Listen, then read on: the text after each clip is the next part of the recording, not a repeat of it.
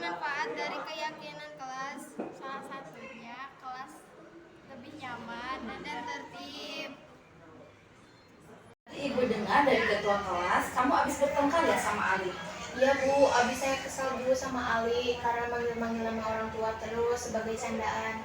Oh begitu. Ya wajarlah kalau kamu pasti marah dan kesal sama temannya. Jika ibu ada di posisi kamu, ibu juga pasti akan melakukan hal yang sama.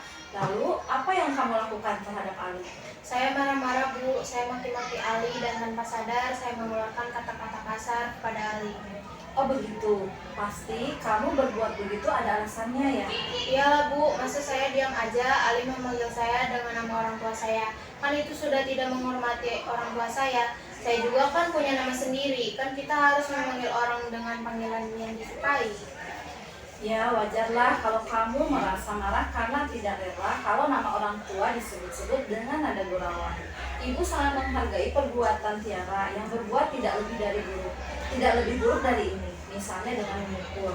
Sekarang kita coba pikirkan tindakan kamu yang marah-marah sampai mengeluarkan kata-kata kasar kepada Ali, apakah sesuai dengan keyakinan kelas kita? Tidak Bu, Menurut kamu, keyakinan kelas apa yang sudah dilanggar? keyakinan kelas saling menghormati dan menghargai antar teman. Ya betul. Menurut kamu, saling menghormati antar teman itu penting tidak untuk kamu? Penting Bu. Baik, kalau menurut kamu itu penting, keyakinan apa yang harus kamu lakukan pada saat kamu sedang marah? Harus lebih sabar dan dapat mengendalikan emosi Bu. Kamu bersedia memperbaiki masalah ini? Bersedia Bu. Apa yang kamu lakukan untuk memperbaiki masalah ini? Saya harus lebih bersabar dan menahan amarah saya serta mengendalikannya. Dan saya akan melaporkan kepada guru mata pelajaran atau wali kelas Bu. Ya, tepat sekali Tiara. Tindakan kamu. Tetap semangat ya, pasti kamu bisa. Sekarang silakan kembali ke kelas. Baik Bu, terima kasih. Sama-sama. Tadi ibu mendengar dari guru mata pelajaran, kamu sering tertidur ya di kelas pada saat pelajaran? Iya Bu, Menurut ingatan kamu, sudah berapa kali kamu tertidur di kelas? sudah 6 kali Bu. Sering tertidur di kelas pada saat pelajaran berlangsung, itu suatu kesalahan, bukan? Iya Bu, Baik, Randy, berbuat kesalahan itu manusiawi. Setiap orang pasti pernah berbuat kesalahan. Yang terpenting, kita bisa belajar dari kesalahan tersebut dan berusaha memperbaikinya. Setuju? setuju Bu. Randy, kita cari solusinya bersama ya. Iya Bu, Randy sering tertidur di kelas, pasti ada alasannya. Kenapa sih Randy sering tertidur di kelas pada saat pelajaran berlangsung? karena saya sering begadang main HP sampai jam 3 malam, jadi kurang tidur. Oh begitu. Kamu tahu keyakinan kelas yang sudah kita sepakati?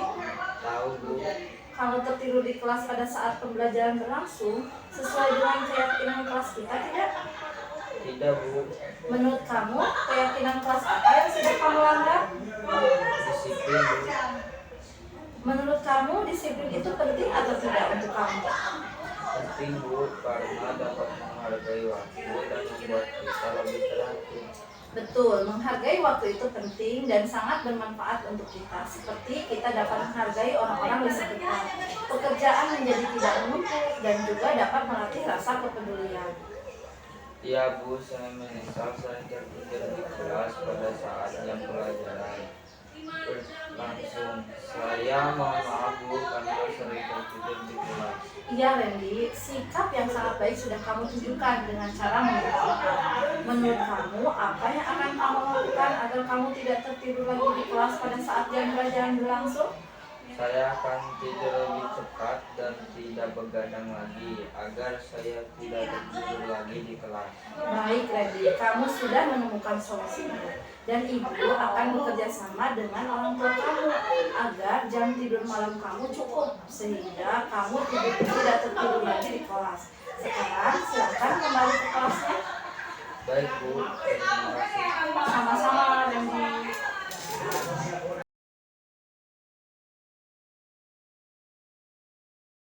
Assalamualaikum warahmatullahi wabarakatuh. Perkenalkan, nama saya Tiara Dewi Putri, saya dari kelas 7A dari SMPN Babakan Cikau. Kemarin saya bersama Bu Dewi melakukan praktek segitiga restitusi. Setelah saya melakukan praktek segitiga restitusi, atas masalah saya, masalah mengejek nama orang tua.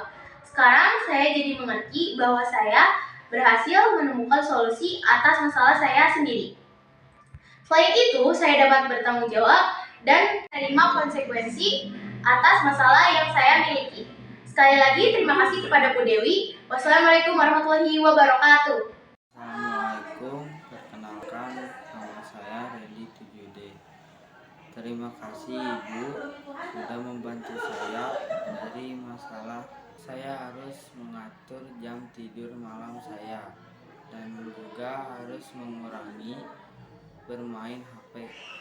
Warahmatullahi wabarakatuh. Waalaikumsalam warahmatullahi wabarakatuh. Bapak Ibu semangat. Semangat. Alhamdulillah hari ini kita bisa berkumpul di sini dalam keadaan sehat walafiat dalam rangka diseminasi budaya positif oleh CGP Angkatan 10. Nah, hari ini Bu Dewi Dewi Sukmawati akan memaparkan tentang budaya positif apa saja yang bisa kita kembangkan di sekolah, kita terapkan di sekolah.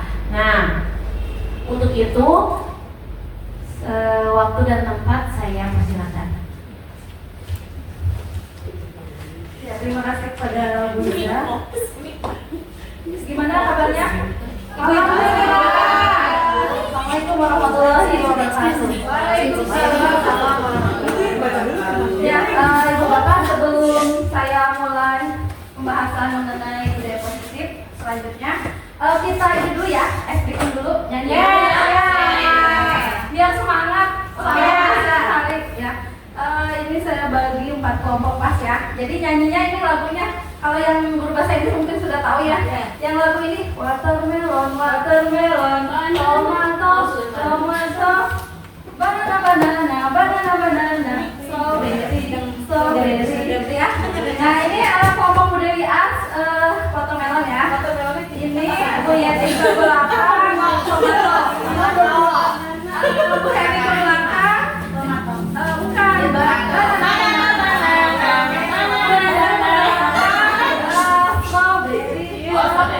adanya diingat ya. Kita mulai dulu dari Bu Dewi ya. 1, 2, 3.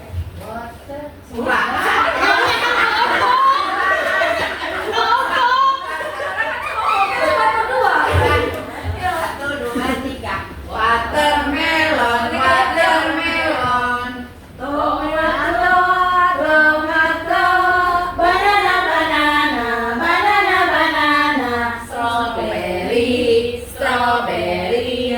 Good ya. Nah sekarang ketika saya tunjuk, nah itu bagian yang nyanyi, tapi nadanya nggak boleh berubah ya. Ingat-ingat nadanya ya. Ulangi lagi ya, ingat-ingat. Mulai dari Bu Dewi. Watermelon, watermelon, tomato, tomato, banana, banana, banana, banana, strawberry, strawberry. Ya. Nah, itu apa ya? Konsentrasi ya. Konsentrasi.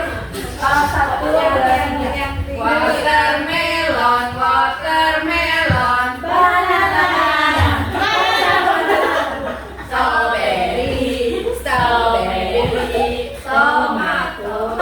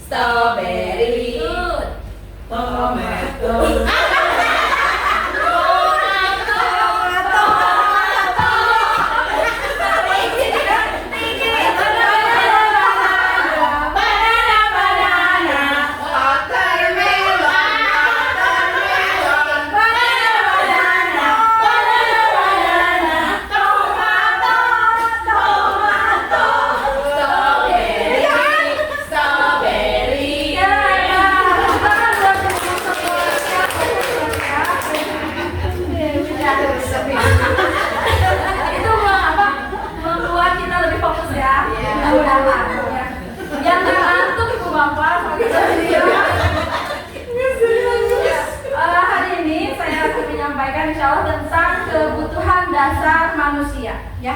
Jadi apa sih kebutuhan dasar manusia itu? Apa sih kebutuhan dasar? Ada yang tahu kebutuhan dasar itu apa? Kebutuhan hidup manusia. Iya, bagus. Ada lagi? Kebutuhan utama pokok. Iya, kebutuhan pokok. Terus ada lagi? Primer. Iya, primer. Jadi segala sesuatu yang harus kita penuhi ya. Nah, di sini ada contoh. Kadang kan ketika anak itu melakukan suatu tindakan, itu pasti ada tujuannya ya, ada motif di balik tindakan yang anak itu lakukan. Bisa saja kebutuhan dasarnya itu tidak terpenuhi ya. Di sini ada salah satu contoh, misalnya di sini ada anak yang sering terlambat, gangguin teman, juga sering buang sampah sembarangan, namanya Bombom misalnya ya. Nah, ini mengganggu temannya gitu ya. Nah, di sini kan sampai temannya juga, waduh Bombom selalu saja buat ganti, padahal sudah sering dinasihati guru gitu ya. Pokoknya si Bombom ini sering buat masalah. Bombom ya mah Bu. Ya, Bombom namanya. Nah, ini sering gangguin teman, buang sampah sembarangan gitu ya. Nah, ini pasti ada motif kenapa Bombom itu melakukan hal tersebut gitu ya. Nah, mungkin saja ada kebutuhan dasarnya yang tidak terpenuhi. Apa saja sih kebutuhan dasar manusia? Nah, menurut William Glasgow ya. Nah, ini kebutuhan dasar itu ada 5. Yang pertama yaitu bertahan hidup, kemudian penguasaan, kasih sayang dan rasa diterima, kesenangan dan kebebasan. Bertahan hidup seperti apa? Kebutuhan bertahan hidup yaitu misalnya makan, minum, kesehatan, rumah, keamanan gitu ya. Nah, si Bombom, pada kasus si Bombom itu ketika dia misalnya sering terlambat sekolah, mungkin saja ketika kita tanya, Bombom kenapa kamu sering terlambat sekolah? Oh, saya bantuin ibu di rumah gitu ya.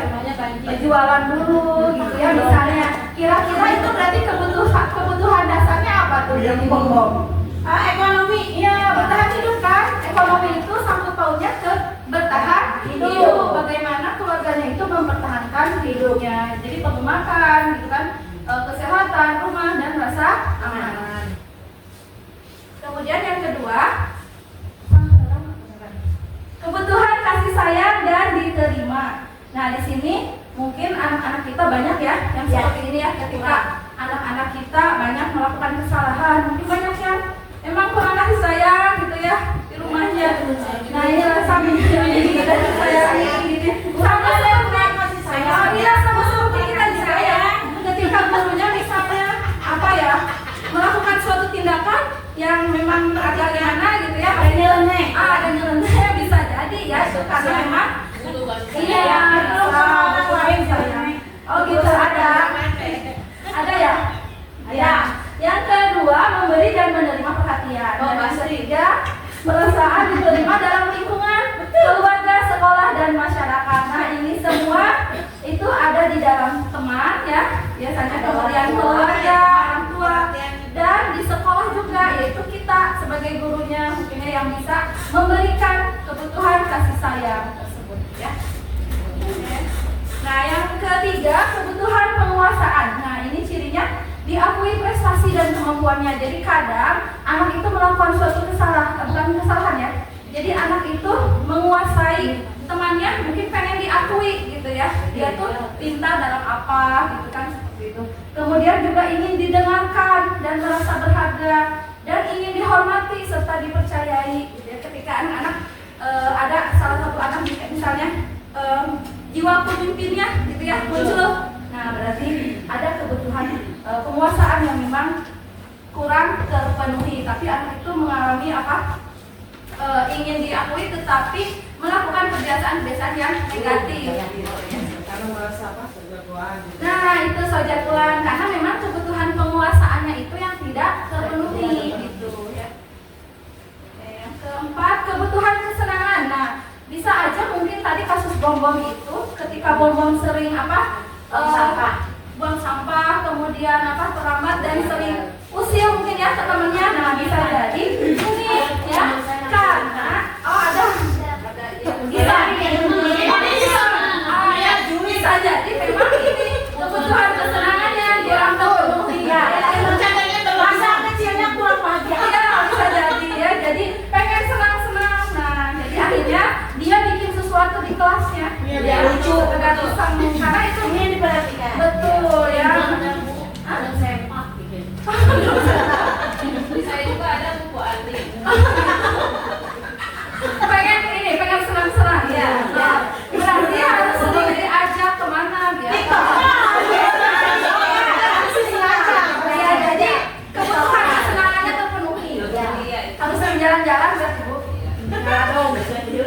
Ajak healing ya. Kan guru juga sama ya Bu ya? Iya. Banyak teh iri kasakuan tuh. Nah, yang terakhir adalah kebutuhan kebebasan, yaitu mandiri, memiliki pilihan, tidak dikekang oleh orang lain, dan suka mencoba-coba. Biasanya anaknya memang tidak suka untuk diatur, ya, dia punya pilihan sendiri. Seperti itu. Nah, ini berarti anak itu, ya, Anak saya teteh. nah itu untuk kasus Romi ya. Bisa itu ya dilihat lagi, maksudnya dia kurang apa gitu kebutuhannya yang 5 itu. Tidak semua. Ya kata William itu katanya tidak lepas dari 5 kebutuhan dasar. Jadi tugas saya salah sebagai guru untuk melihat kenapa sih anak ini melakukan hal ini yang tidak baik apa gitu. Jadi itu ada kuesionernya, Ibu Bapak, ada kuesionernya yang memang harus diisi. Jadi kita tahu bahwa anak ini, oh ternyata anak ini butuh kesenangan. Berarti kita harus ciptakan pembelajaran yang menyenangkan seperti permainan. Kan ada anak yang senang begitu ya. Kemudian nanti ada anak yang memang suka tadi penguasaan. Berarti anak itu cenderung pengen dikasih penghargaan seperti misalkan apresiasi, pujian gitu. Kamu pintar gitu, kamu bisa, hebat, luar biasa seperti itu ya. Oke, nah. Iya, ada video sedikit ya. Lanjut ke materi berikutnya. Bukan. Bukan. Bentar wae ah. Bahasa ini Ben. Ya, kita lanjut ke ini ada disimak dulu ya Ibu Bapak video tentang kontrol guru. Tadi sempat dibahas oleh Ibu Liza ya, kontrol guru, sistem kontrol guru. Nah, di sini kita simak videonya. Halo, bareng-bareng. Bapak Ibu guru calon guru penggerak. Video ini akan menunjukkan 5 adegan interaktif dan silakan menonton dan Nanti cermati ya Ibu Bapak. Jadi termasuk guru yang mana kita Paling nyampe kayaknya.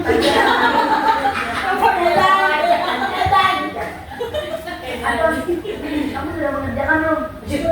Sudah mengerjakan saya dulu.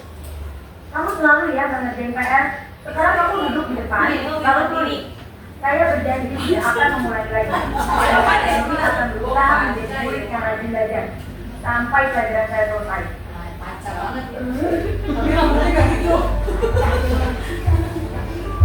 Pagi anak-anak. Hari ini ada yang belum mengerjakan. Anton, kamu sudah mengerjakan? Belum, Pak. Kamu nggak ngerjain tugas ya? Kamu mau jadi apa nanti? Coba bayangkan orang tuamu betapa kecewanya sama kamu. Kamu ini sudah kelas 5, harusnya bertanggung jawab pada diri sendiri. Tuanin terus kiri kan budak. Maaf, Bu, saya terlambat. Ya udah. Ini banget. Biasanya sering saya ini sendiri. Senang lihatnya. Daripada di sekolah. Ya. Lain kali tepat waktu ya. Ini ya. Ya. Ini banget. Stop dulu dong. Tapi anaknya jadi kebiasaan. Lagi, Pak, Budaya itu dari Kamu kok nggak pakai baju olahraga? eta. Bapak kamu sudah 3 kali. Udah kali berarti saya dapat taksi, Pak.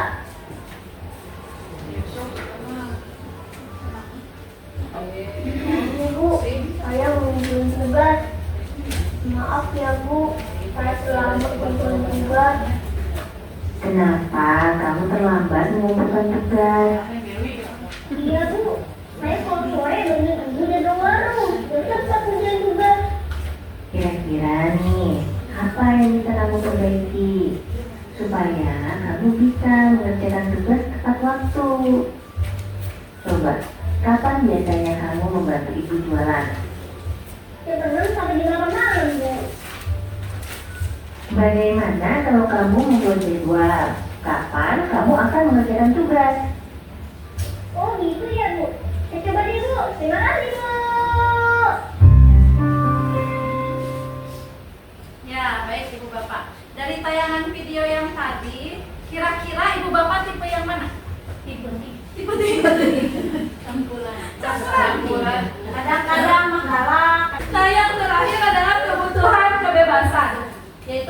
mandiri, memiliki pilihan, tidak dikekang oleh orang lain, dan suka mencoba-coba. Biasanya anaknya memang tidak suka untuk diatur, ya, dia punya pilihan sendiri. Seperti itu. Nah, ini berarti anak itu, ya, anak saya. Nah, itu untuk kasus Romi ya. Bisa itu ya dilihat lagi, maksudnya dia kurang apa gitu kebutuhannya yang 5 itu. Udah semua. Ya, kata William itu katanya tidak lepas dari 5 kebutuhan dasar. Jadi tugas salah sebagai guru untuk melihat kenapa si anak ini melakukan hal ini yang tidak baik apa gitu. Jadi itu ada kuesionernya, ibu bapak, ada kuesionernya yang memang harus diisi. Jadi kita tahu bahwa anak ini, oh ternyata anak ini butuh kesenangan. Berarti kita harus ciptakan pembelajaran yang menyenangkan seperti permainan. Kan ada anak yang senang begitu ya. Kemudian nanti ada anak yang memang suka tadi penguasaan. Berarti anak itu cenderung pengen dikasih penghargaan seperti misalkan apresiasi, pujian gitu. Kamu pinter gitu, kamu bisa, hebat, luar biasa, seperti itu ya. Oke, nah. Iya, ada video sedikit ya. Lanjut ke materi berikutnya. Bukan. Bentar ya. Ya, kita lanjut ke ini ada disimak dulu ya Ibu Bapak video tentang kontrol guru. Tadi sempat dibahas oleh Ibu Liza ya, kontrol guru, sistem kontrol guru. Nah, di sini kita simak videonya. Halo, Bapak Ibu guru, calon guru penggerak. Video ini akan menunjukkan 5 adegan interaktif dan silakan menonton dan Nanti cermati ya Ibu Bapak. Jadi termasuk guru yang mana kita Paling capek kayaknya.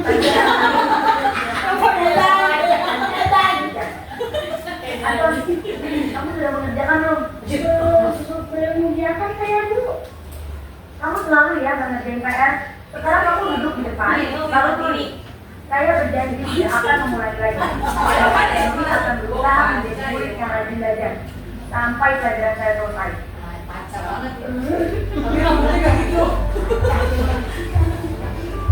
Pagi anak-anak. Hari ini ada yang belum mengerjakan. Anton, kamu sudah mengerjakan? Belum Pak. Kamu nggak ngerjain tugas ya? Kamu mau jadi apa nanti? Coba bayangkan orang tuamu betapa kecewanya sama kamu. Kamu ini sudah kelas 5, harusnya bertanggung jawab pada diri sendiri. Jualin terus sendiri kan budak. Maaf Bu, saya terlambat. Ya udah. Ini banget. biasanya sering saya ini seperti ini. Senang lihatnya. Ya, daripada di sekolah. Ya. Lain kali tepat waktu ya. Ini ya. Ya. Ini banget. Stop dulu dong. Tapi anaknya jadi kebiasaan. Berani, Pak. Budaya itu dari Kamu kok nggak pakai baju olahraga? eta. Bapak kamu sudah 3 kali.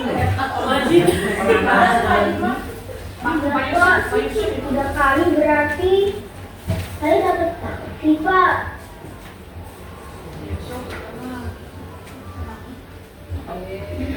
Bu, saya mengumpulin tugas. Maaf ya Bu, saya terlambat mengumpulin tugas. Kenapa kamu terlambat mengumpulkan tugas? Iya Bu, saya kalau sore udah dong warung, udah sempat mengumpulin tugas. Kira-kira nih, apa yang bisa kamu perbaiki supaya kamu bisa mengerjakan tugas tepat waktu? Coba, kapan biasanya kamu membantu ibu jualan? Ya benar sampai jam 8 malam Bu. Bagaimana kalau kamu membuat jadwal? Kapan kamu akan mengerjakan tugas? Oh gitu ya Bu, saya coba deh Bu, terima kasih Bu. Ya, baik Ibu Bapak. Dari tayangan video yang tadi, kira-kira Ibu Bapak tipe yang mana? Tipe. Campuran. Kadang-kadang menggalak, kadang-kadang lembut, kadang-kadang judes. Kadang-kadang judes. Kadang-kadang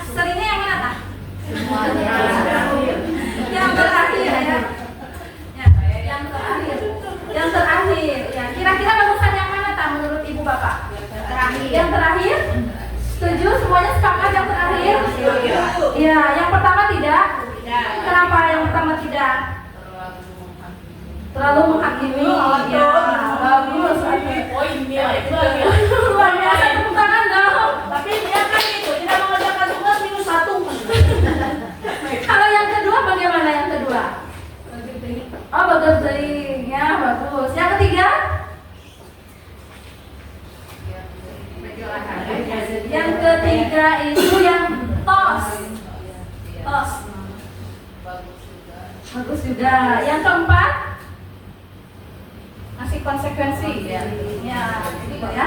Nah, ternyata menurut Diane Glosson, ya kalau nggak salah Diane Glosson ya, ada 5 posisi kontrol guru. Ya, yang pertama itu adalah penghukum. Nah, video yang pertama tadi yang ibu bapak lihat itu adalah contoh guru sebagai penghukum. Kelihatan alisnya naik, mata melotot, suara agak tinggi gitu ya. Gitu kan? Awas kamu, kerjakan gitu kan sambil melotot seperti itu. Ya pokoknya menakutkan. Nah itu adalah posisi guru sebagai penghukum. Nah yang kedua adalah pembuat merasa bersalah. Yang kedua tadi ya, video yang tadi. Kemudian yang ketiga adalah sebagai teman. Ya tadi ada tos gitu kan, itu sebagai teman. Yang keempat adalah pemantau. Cirinya ada konsekuensi dari yang dilakukan oleh siswa tersebut. Kemudian yang kelima adalah manajer, ya manajer. Nah di sini ciri-cirinya seperti ini. Kata-katanya begini: kamu selalu saja salah. Patuhi peraturan saya atau awas gitu ya. Pasti selalu yang terakhir selesai. Nah jadi menjudge anak gitu ya, bahwa anak itu nakal, anak itu memang tidak bisa patuh, tidak bisa ini gitu. Itu adalah posisi kontrol guru sebagai penghukum. Kemudian pembuat merasa bersalah. Nah ini kata-katanya biasanya kalimatnya seperti ini. Biasanya jujur ya ibu bapak, saya selalu seperti itu gitu ya, membuat anak itu merasa bersalah gitu. Ibu sangat kecewa sekali dengan kamu gitu ya, kayak gitu. Terus berapa kali bapak harus memberitahu kamu ya gitu. Terus gimana coba kalau orang tua kamu tahu kamu berbuat begitu? Nah itu otomatis membuat anak itu merasa down. Kemudian ada perasaan aduh bersalah, oh iya juga ya gitu. Tapi nah betul, jadi timbul tidak percaya diri. Jadi semakin gagal, udah mah anak teh down, gagal ya semakin terpuruk gitu oleh kita begitukan gitu ya. Oke, yang ketiga yaitu sebagai teman. Nah kata-katanya seperti ini. Ayo bantulah demi bapak ya, gitu kan? Kadang sambil main-main ya, bercanda gitu. Kalau saya biasanya kan kayak gini gitu ya. Ayo ingat tidak bantuan bapak selama ini. Ya sudah, kali ini tidak apa-apa, nanti ibu bantu bereskan gitu ya, seperti itu. Nah posisi teman ini efeknya apa yang timbul di diri anak? Kira-kira ibu bapak untuk sebagai teman, bagus tidak? Ada positifnya ya, ada positifnya yaitu anak merasa nyaman. Tapi negatifnya apakah? Anaknya ada rasa takut. Iya, jadi kurangnya rasa hormat dan kurangnya rasa takut. Bahkan kalau ke guru itu mah dia nurut, tapi kalau ke guru yang lain tidak akan mengikuti, tidak akan nurut. Kenapa? Karena dia si ibu itu mah gelingan ini gitu ya. Ya betul teh. Dan itu mah bukan teman, ini bukan teman saya. Kan seperti itu. Jadi ada pilih-pilih guru perbedaannya seperti itu. Nah ya benar, betul. Yang keempat adalah pemantau. Nah kalau pemantau, guru sebagai pemantau itu biasanya nanya peraturannya apa? Apa yang telah kamu lakukan? Sanksi atau konsekuensinya apa? Gitu ya. Ketika anak itu melakukan suatu kesalahan. Gitu ya. Nah ini bagus tidak, ibu bapak? Bagus juga ya, tapi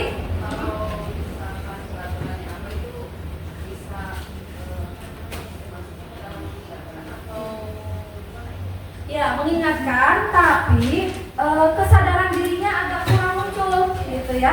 Jadi memang diharapkan kan budaya positif itu muncul dari dalam dirinya sendiri. Jadi anak itu sadar bahwa dia melakukan hal-hal yang memang keliru. Ya, nah untuk saat itu mungkin dia mau gitu ya, tapi kedepannya belum tentu juga gitu ya. Oke, yang kelima yaitu fungsi guru sebagai manajer. Nah, di sini fungsi guru sebagai manajer, seperti kata-kata contohnya seperti ini, apa yang kita yakini?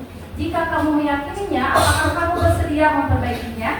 Apa rencana kamu untuk memperbaiki hal ini? Gitu ya. Jadi, guru ini mengajak berdiskusi ketika anak melakukan suatu kesalahan, bukan menjudge atau bukan mengata-ngatai, tapi berdiskusi dengan anak, mencari solusinya bersama. Kira-kira jadi sampai anak itu menyadari, oh iya saya tuh salah gitu kan, berarti saya harus memperbaiki masalah saya sendiri gitu. Nah, itu diajak diskusi dengan guru ya, dengan guru. Jadi biar anak itu terbuka pikirannya dan menyadari.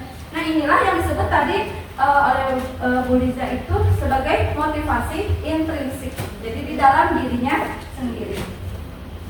Nah, kita kuis dulu Ibu Bapak ya. Nah, di sini coba, saya kecewa sekali dengan kamu. Kira-kira ini adalah guru apa? Kontrol guru apa? Saya kecewa sekali dengan kamu. Pembuat rasa bersalah. Ya, saya kecewa sekali dengan kamu. Jadi kalau pembuat rasa bersalah itu si anak itu merasa, aduh, gitu ya. Kalau hati mah gitu kan, misalkan Bu Tite ini kan sama saya. Bu Tite, saya kecewa dengan Bu Tite. Perasaan Bu Tite bagaimana? Masa? Nangis Bu sampai semua. Pasti kan akan nangis terus ya. Ya. Kamu Dewi gitu ya. Jadi hati. Pasti jadi hati bener ya. Dengan sama anak ya, betul anak saya seperti itu. Tapi aku mah biasa aja. Oh, alhamdulillah. Berarti tebak perangnya. Kecewa gak? Tidak pernah sama gue ini. Masa? Ya, baik, yang kedua, kamu tidak pernah benar melakukannya. Itu apa? Pembuat bersalah atau hukum? Hukum, ya. Jadi menjudge. Kalau hukum itu berarti menjudge. Kamu tidak pernah benar melakukannya. Itu selalu salah gitu ya di mata kita. Nah, kemudian yang ketiga, ayolah lakukan demi saya ya. Itu apa? Teman. Iya, teman ya. Jadi teman seperti itu. Yang keempat, apakah kamu mau mendapatkan stiker bintang hari ini? Itu apa? Kira-kira dia? Iya, kalau beli hadiah itu konsekuensi itu apa? Yang keempat ya, yaitu pemantau. Ya, hubungannya dengan konsekuensi.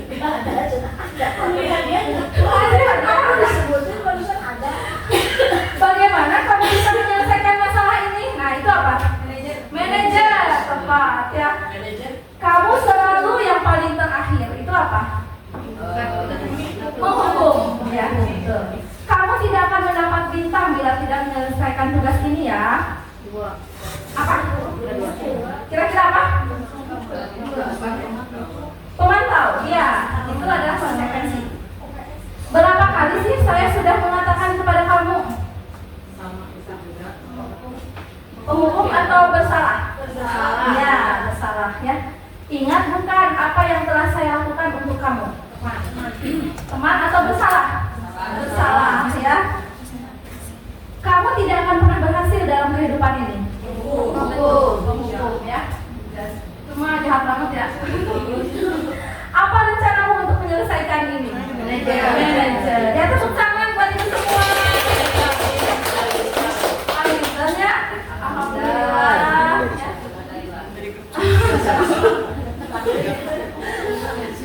Dilanjut ya Ibu Bapak. Nah, tadi sempat dibahas di awal tentang restitusi. Restitusi itu adalah perbincangan ya.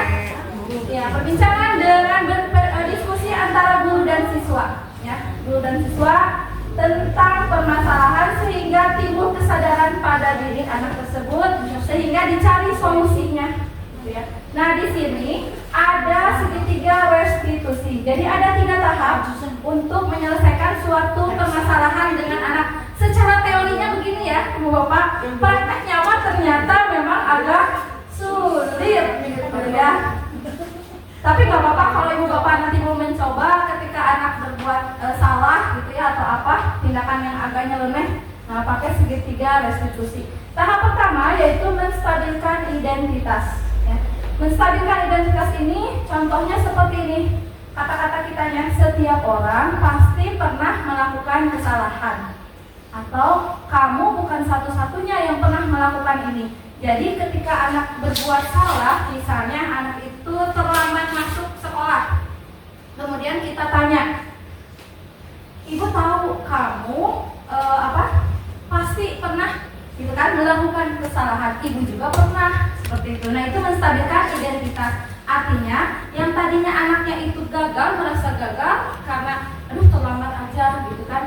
Kita stabilkan menjadi orang yang sukses sehingga anak itu tidak semakin terpuruk gitu ya. Jadi diangkat sama kita, diangkat. Nah, kemudian tahap yang kedua yaitu validasi tindakan yang salah. Salah satu contohnya adalah kata-kata seperti ini. Kamu tentunya punya alasan mengapa melakukan hal itu. Jadi kita memvalidasi tindakan anak tersebut ya. Pasti anak tersebut punya alasannya. Tadi kembali lagi ke kebutuhan dasar itu. Berarti ada kebutuhan dasar yang memang tidak terpenuhi. Gitu ya, seperti itu. Jadi kita menanyakan alasannya. Kemudian adakah cara yang lebih efektif untuk mendapatkan apa yang kamu butuhkan? Ya, seperti itu. Yang ketiga yaitu menanyakan keyakinan. Keyakinan kelas apa yang telah kita sepakati? Atau kamu ingin menjadi orang seperti apa? Nah, setelah divalidasi tindakan yang salahnya, maka kita tanyakan keyakinan yang sudah disepakati bersama. Memang awalnya bagusnya bikin dulu keyakinan. Tadi sudah dijelaskan di awal bagaimana membuat keyakinan kelas. Nah, berawal dari situ ketika anak memang melakukan suatu perbuatan yang berbeda ya dengan keyakinan kelasnya, itu bisa nanti ditanyakan keyakinan pada anaknya sehingga anaknya bisa mencari solusi sendiri. Oh iya, saya tuh terlambat sekolah itu karena sering main HP sampai jam 3 malam. Berarti saya harus apa supaya tidak terlambat lagi ke sekolah. Nah, anak sendiri yang dirangsang oleh kita untuk mencari jawaban atas permasalahannya. Berarti anak harus sadar, oh selain itu berarti harus dikurangi jam main HP-nya, tidurnya lebih awal. Seperti itu ya Ibu Bapak. Tapi sulit itu. Betul, memang ini secara teori seperti ini ya. Yang lama mengubah kebiasaan. Nah, betul ya, betul sekali. Ini adalah budaya positif. Memang segitiga restitusi ini memang tidak instan ya, tidak instan tapi bertahap gitu ya. Tadi sudah dijelaskan, mungkin kalau yang bersifat hukuman itu instan ya. Hari itu udah selesai gitu ya permasalahannya. Tapi apa yang terjadi, mungkin anak itu akan terus mengulanginya tanpa ada kesadaran dalam dirinya. Perlu ya kerja sama juga ini dengan keluarga. Betul, semua pihak ya. Ini ya nggak bisa diri sendiri. Makanya memang budaya positif ini memang itu perlu kerjasama antara guru, orang tua dan juga anak kita. Jadi semua warga di sekolah ini bisa terlaksana budaya positif itu bisa berjalan dengan baik jika memang semua pihak kerjasama, kolaborasi ya. Tidak bisa bekerja sendiri. Tapi memang untuk segitiga restitusi memang kalau misalnya ini capek modelnya jadinya terus aja seperti itu, tapi anak diulangi lagi kayak gitu. Dan memang seperti itu namanya juga anak ya gitu, selalu diulangi. Nah, mungkin bisa kita praktekkan dalam di kelas kita minimal dengan anak-anak didik kita sedikit-sedikit gitu ya. Saya sudah mencoba tapi memang yang gitu ya. Iya, begitu lagi anaknya, ini ada yang salah atau enggak gitu ya. Tapi nggak apa-apa, coba kita mencoba ya. Kan namanya juga memang kalau segitiga restitusi ini tidak berjalan instan, tidak cepat gitu ya. Tapi proses betul, proses sesuai dengan bertahap tiga segitiga pemahaman harus dicoba.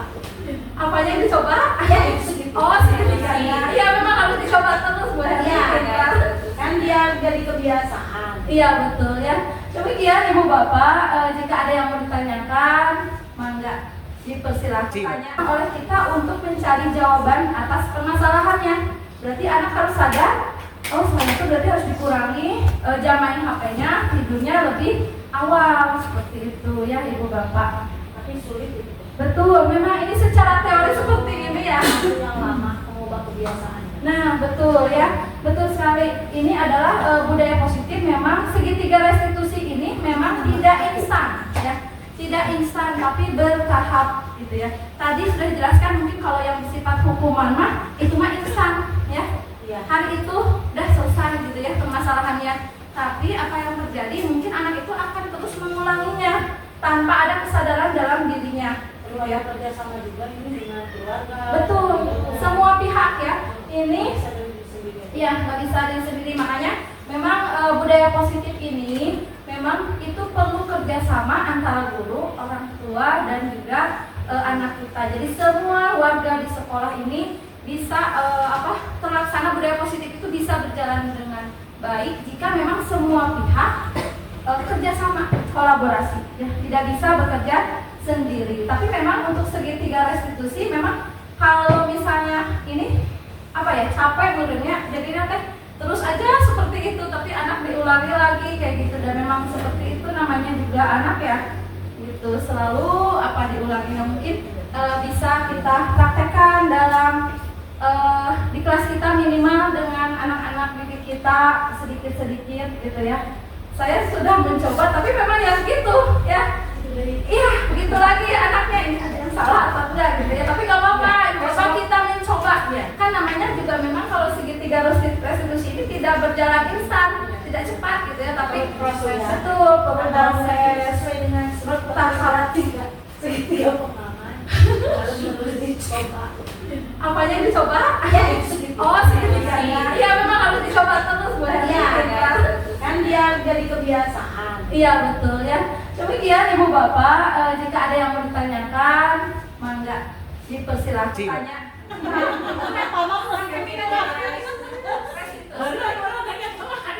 Serius? Enggak. Segitiga restitusi. Sok balik ini kan biar nanti dipotong gitu. Udah. Sok. Kalau bu.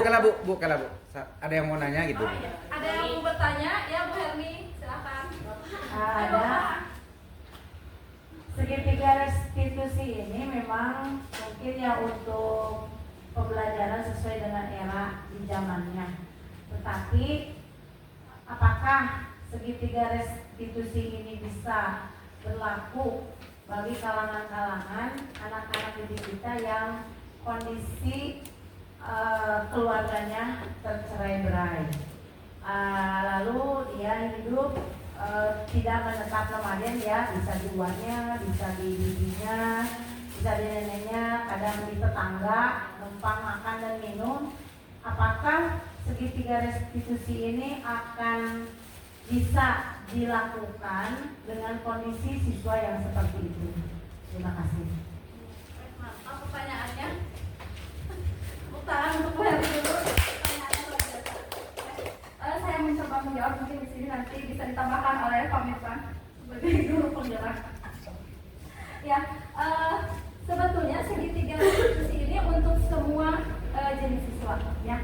Kenapa? Karena ya tadi bagi anak yang mungkin tadi bercerai-berai berarti ada satu kebutuhan yang memang belum terpenuhi, misalnya kasih sayang. Nah, ini nanti bisa ditanyakan ketika kenapa, kamu tentunya punya alasan mengapa melakukan hal itu, gitu ya. Kemudian nanti kita lebih lanjut di dalam segitiga restitusi itu bisa dipertanyakan lebih dalam lagi, gitu ya.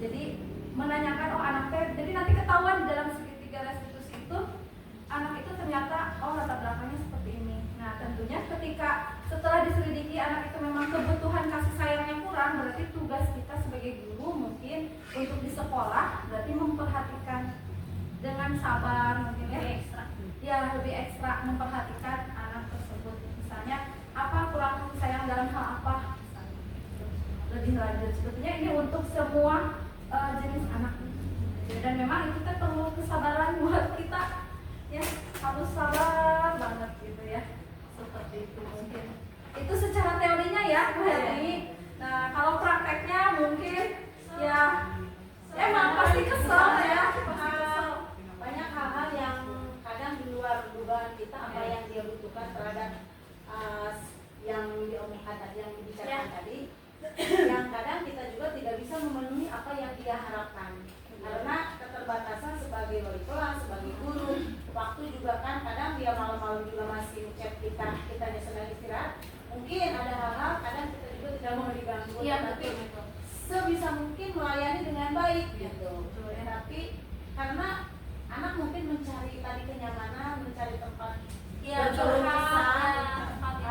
walaupun kadang kita juga sama ya, setiap manusia punya Pasti. masalah sendiri-sendiri, kita harus ya tapi mendengar curhatan anak. jadi karena dia tidak sama sekali tidak ada kenyamanan dalam lingkungan Keluarga, tidak ada tempat untuk berkeluh kesah. berkeluh kesah gitu ya. Memang ini perlu kerjasama dengan keluarganya di sana.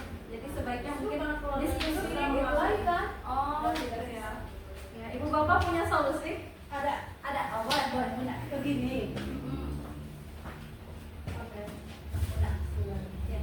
Kita sebagai guru hanya sebatas membimbing mengarahkan anak-anak ke arah yang lebih baik, tentunya yang lebih baik. Semoga Allah memberkahi kepada itu.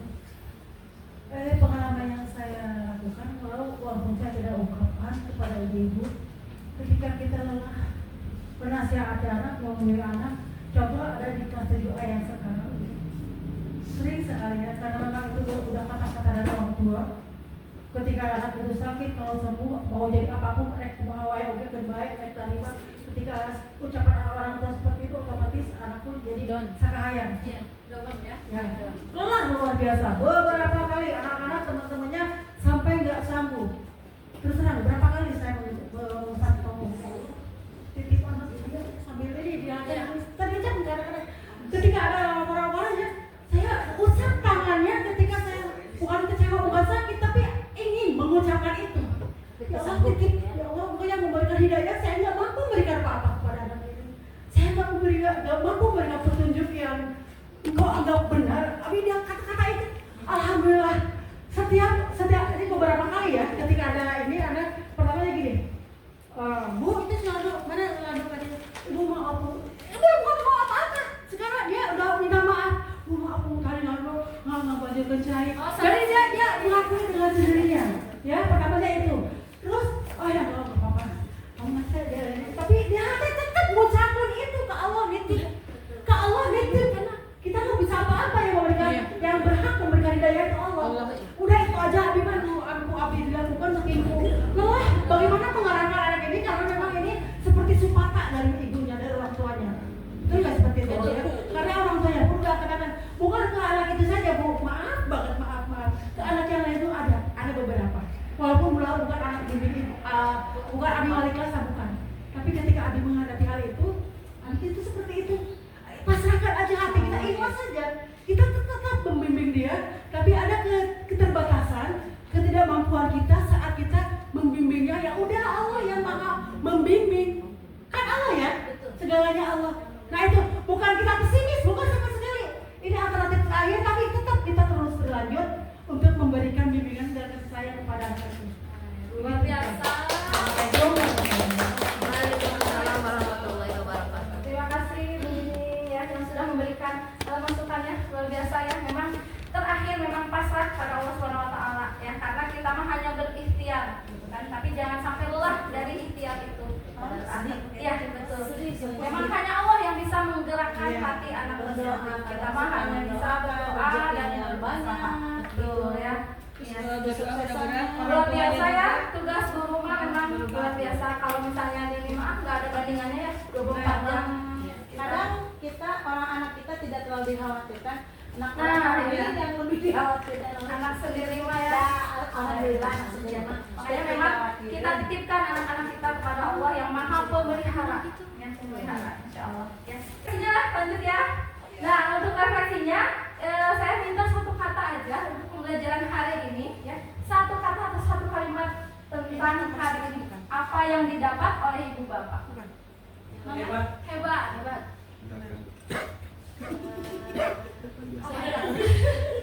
Institusi, iya. Oh bisa, beda lagi ya. Harus beda satu kata. Bermakna. Berubah. Menyenangkan. Luar biasa. Mantap. Keren. Good job. Amazing. Supaya apa? Bagus. Istimewa. Istimewa nih.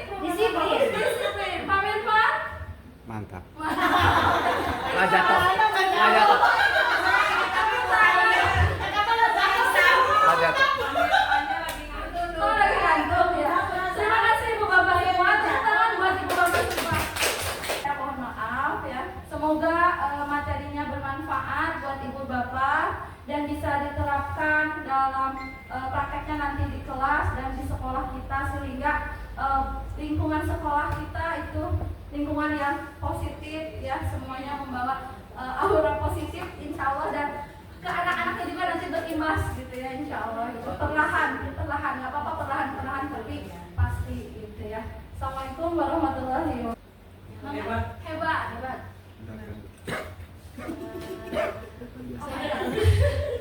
Institusi iya. Oh bisa, beda lagi beda. Harus beda satu kata. Bermakna. Berubah. Menyenangkan. Luar biasa. Mantap. Keren. Good job. Amazing. Apa? Bagus. Istimewa. Disiplin. Pamer Pak. Mantap. Lah jatuh.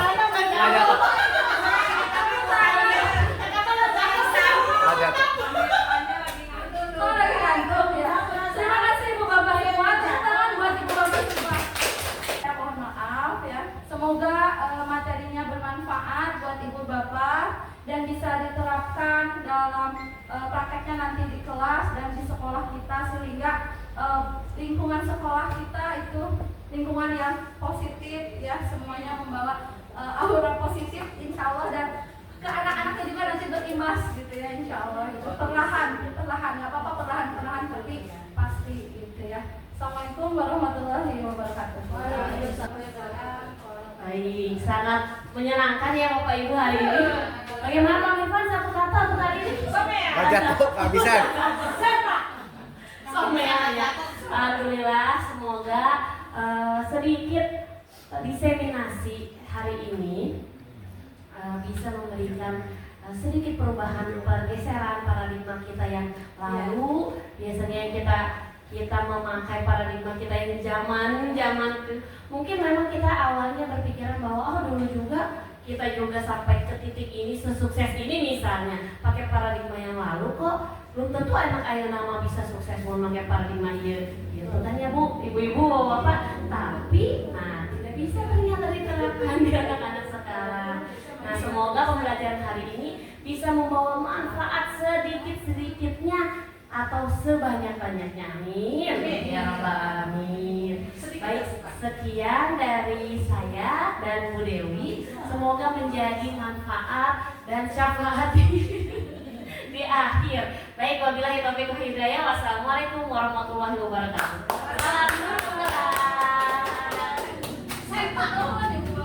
Atur nuhun sadayana. Udah disuruh dah. Apa gini-gini? Maksudnya tanya jawabnya Bu Dewi belum gitu. Oh, tanya jawab.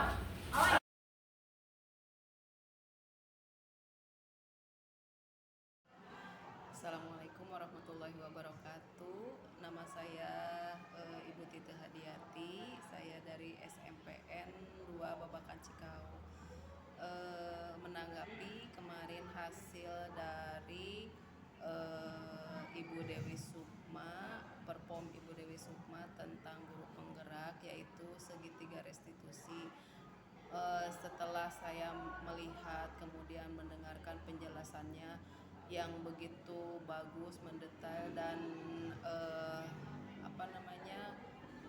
membuka pikiran serta memberikan motivasi untuk bisa lebih bergerak ke depannya. Menurut saya pengetahuan yang diberikan oleh Ibu Dewi bagus sekali, menambah ilmu dan pengalaman untuk saya tentang segitiga restitusi, di mana harus ada perubahan dalam mengajar di kelas apapun itu, dan pengalaman atau pengetahuan yang Ibu Dewi sampaikan bisa membuka pikiran dari guru-guru yang lainnya juga, sehingga mereka mendapatkan dukungan dan motivasi untuk merubah dalam pembelajaran di kelas. Terima kasih Ibu Dewi ilmunya, kemudian semangat untuk menjadi guru penggerak yang paling hebat. Assalamualaikum warahmatullahi wabarakatuh. Bismillahirrahmanirrahim. Assalamualaikum warahmatullahi wabarakatuh. Perkenalkan, saya Herni Andriani, mengajar mata pelajaran IPS. setelah mendapatkan pemaparan dari calon guru penggerak Ibu Dewi Sukma, saya memahami tentang segitiga restitusi, di mana tahapan-tahapan yang harus ditangani dalam menyelesaikan permasalahan murid. Itu ternyata ada beberapa tahapan yang harus dilalui. Di antaranya, 1, menstabilkan identitas atau emosi yang ada dalam diri siswa itu sendiri. Lalu yang kedua, memvalidasi atas tindakan yang salah agar siswa tersebut tidak mengulangi lagi dan bisa memperbaiki atas dasar kesadarannya dari dalam dirinya sendiri. Mungkin itu yang bisa saya kemukakan setelah saya mengikuti kemarin yang pemaparan dari Bu Dewi Sukma. Wassalamualaikum warahmatullahi wabarakatuh.